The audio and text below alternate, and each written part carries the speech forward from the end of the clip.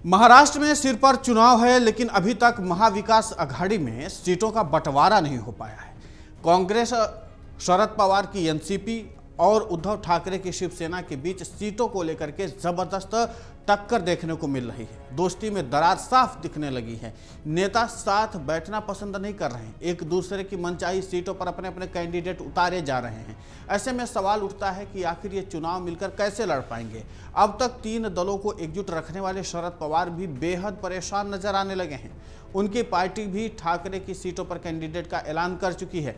महाविकास आघाड़ी के तीनों दलों ने शुक्रवार को अपने अपने कैंडिडेट्स का ऐलान किया, लेकिन कुछ जगहों पर ठाकरे गुट ने शरद पवार गुट के खिलाफ कैंडिडेट उतार दिए, तो कुछ जगहों पर कांग्रेस ने ठाकरे गुट के खिलाफ उम्मीदवार खड़ा कर दिया। जैसे यवतमाल की दिग्रस सीट से कांग्रेस ने मणिक राव ठाकरे को उम्मीदवार बनाया है, तो उद्धव ठाकरे की पार्टी ने पवन जायसवाल को टिकट दे दिया है। ठीक इसी तरह से परांदा विधानसभा सीट पर शरद पवार गुट और उद्धव ठाकरे की पार्टी ने दोनों ने कैंडिडेट उतार दिए हैं, और कांग्रेस आलाकमान भी इससे नाराज चल रहा है। उन्हें लगता है कि जिन सीटों पर कांग्रेस मजबूत है उससे भी उद्धव गुट को दे दिया गया है। इसे लेकर 3 दिन से दिल्ली में मंथन का दौर लगातार चल रहा है। सूत्रों के मुताबिक उद्धव ठाकरे की पार्टी पश्चिम महाराष्ट्र की कम से कम 8 सीटों पर चुनाव लड़ना चाहती है, लेकिन कांग्रेस उसे अपना गढ़ बता रही है और देने के लिए तैयार नहीं है।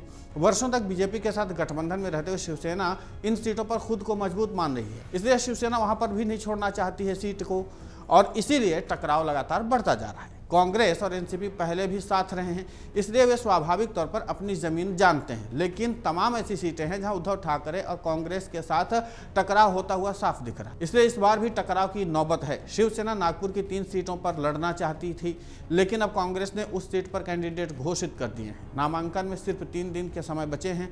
ऐसे में टकराव जीत की संभावनाओं को कितना असर में बदल देगा, यानी कितना प्रभावित करेगा, ये देखना होगा। इस बीच सपा का एंगल भी सबको परेशान कर रहा है।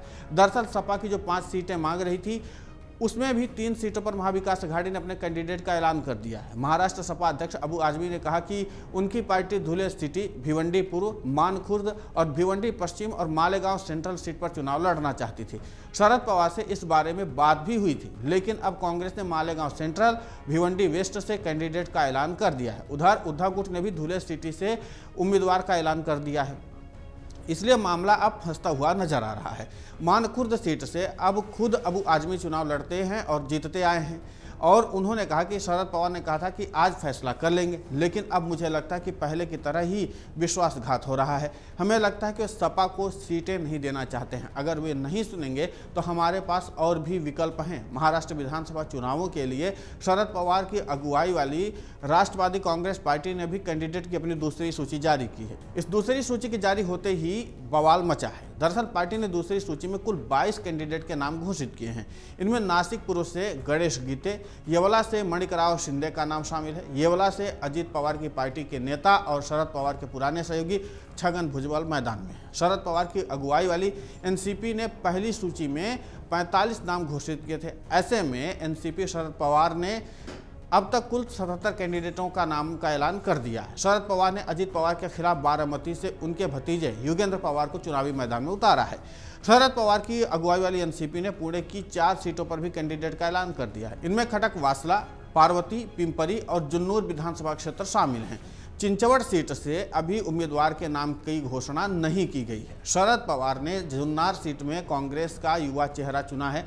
पार्टी ने युवा कांग्रेस नेता सत्यशील शेरकर को उम्मीदवार घोषित किया है, जबकि इस सीट पर महागठबंधन की ओर से राष्ट्रवादी कांग्रेस पार्टी के अजित पवार गुट के मौजूदा विधायक अतुल बेंके को मौका दिया गया है। सत्यशील शेरकर का मुकाबला अतुल बेंके से होगा।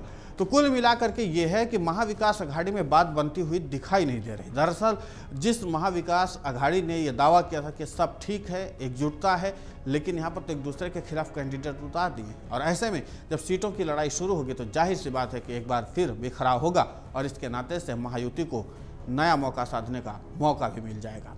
अगर आप ये वीडियो YouTube पर देख रहे हैं तो हमारे चैनल को सब्सक्राइब कर बेल आइकन दबाएं, और Facebook पर देख रहे हैं तो हमारे पेज को लाइक करें। 8 मिलियन प्लस सब्सक्राइबर, आपके इस भरोसे के लिए बहुत धन्यवाद।